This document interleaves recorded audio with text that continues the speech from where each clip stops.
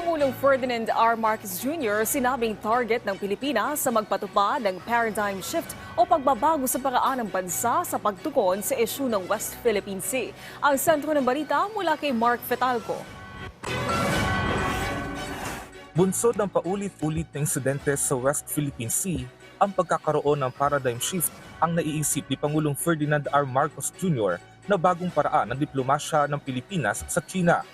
Sa panayam ng Japanese media, sinabi ng Pangulo na hanggang ngayon, ang tradisyonal na paraan ng diplomasya ang pinairal ng Pilipinas, kung saan sa tuwing may insidente, magpapadala ang ating bansa ng note verbal o demarche sa Ministry of Foreign Affairs sa Beijing, ngunit halos wala pa rin aniyang pagbabago. Ang ganitong hakbang, inilarawan ng Pangulo na heading in a poor direction. Patuloy aniyang makikipag-ugnayan ng Pilipinas sa mga kalapit bansa sa Indo-Pacific region at sa buong mundo para maibsan ang tensyon sa West Philippine Sea.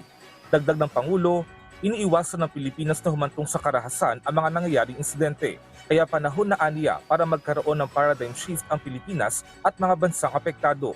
Bahagi nito ang patuloy na pakikipag-usap sa mga kapartner nitong bansa para bumuo na isang joint position hinggil sa issue.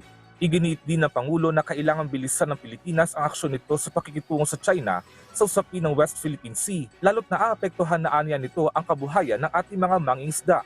Ayon naman sa Ministry of Foreign Affairs sa Beijing, handa ang China na makipagtulungan sa Pilipinas para maayos sa mga pagkakaiba ng posisyon hinggil sa issue sa pamamagitan ng dialogo at konsultasyon.